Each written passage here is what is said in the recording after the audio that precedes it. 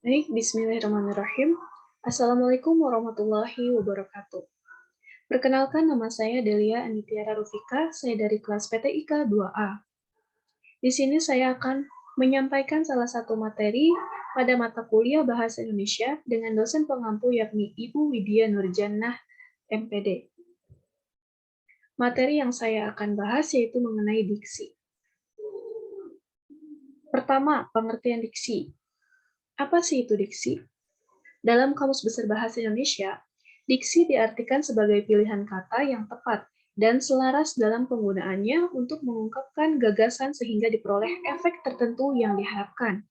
Menurut Keraf, pengertian pilihan kata atau diksi jauh lebih luas dari apa yang dipantulkan oleh hubungan kata-kata. Berbeda dengan Keraf, Andre menjelaskan bahwa diksi atau pilihan kata adalah kemampuan seseorang membedakan secara tepat untuk mewakili pikiran dan perasaan yang ingin dinyatakan dalam pola suatu kalimat. Adapun fungsi diksi, yang pertama melambangkan ide yang diungkapkan secara verbal. Dua, membentuk wujud ungkapan gagasan yang tepat sehingga menyenangkan penyimak atau pembaca. Tiga, mencegah salah pemahaman. Empat, mengefektifkan pencapaian target komunikasi. Kelima, menghindari dan mencegah perbedaan persepsi atau interpretasi. Nah, di sini ada jenis makna dan jenis konjungsi. Yang pertama kita bahas yaitu jenis makna. Apa saja sih jenis makna? Nah, yang pertama makna leksikal dan makna gramatikal. Kedua, makna denotatif dan makna konotatif. Ketiga, makna konseptual dan makna asosiatif. Adapun jenis konjungsi, yang pertama konjungsi korelatif, dua konjungsi subordinatif, ketiga konjungsi antar kalimat. Nah, ada macam-macam diksi. Yang pertama sinonim. Sinonim adalah kata yang mempunyai arti yang sama dengan kata yang lain. Contoh, mati sama dengan artinya meninggal. Ahli itu sama dengan pakar. Sombong artinya sama dengan arogan. Ada antonim. Antonim adalah kata yang memiliki arti berlawanan dengan kata lain. Contoh, besar antonimnya kecil, tua antonimnya muda, senang antonimnya susah. Adapun polisemi. Polisemi adalah kata yang mempunyai lebih dari satu makna. Contoh, kepala. Ada kalimat pertama, sejak tadi sore kepalaku terasa sangat sakit. Nah, di sini disebutkan bagian kepala manusia. Kalimat kedua, bagian kepala sepeda motorku retak. Nah, di sini membahas bagian kepala sepeda motor. Ada macam diksi homograf. Homograf adalah bentuk kata yang memiliki lafal dan arti yang berbeda, namun ejaannya yang sama. Contoh, apel atau apel itu bisa dikategorikan pada berjaga dan buah. Kalimat pertama, para TNI bergantian apel di markas pusat. Paman baru saja memanen buah apel. Selanjutnya, macam-macam diksi homofon. Homofon adalah kata yang memiliki ejaan dan makna yang berbeda namun lafal sama. Contoh, sanksi dan sanksi. Di sini sanksi yang pertama pakai K, sanksi kedua menggunakan G. Kalimat pertama, para pelanggar peraturan seharusnya dikenakan sanksi tegas. Saya sanksi kamu bisa melakukan itu.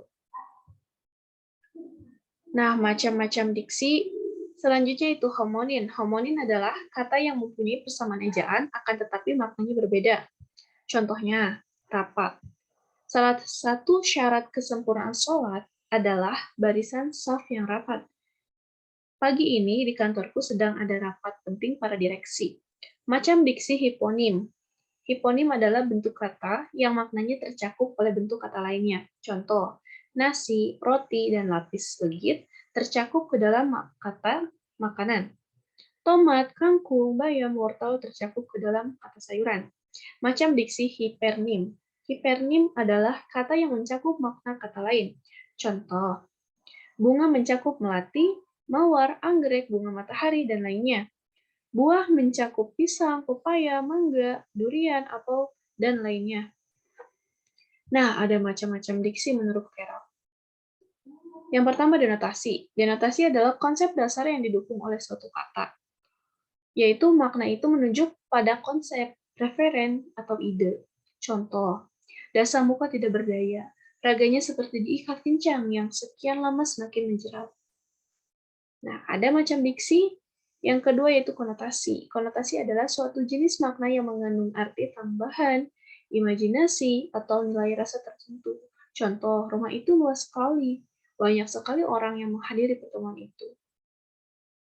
Nah, macam diksi ketiga itu abstrak.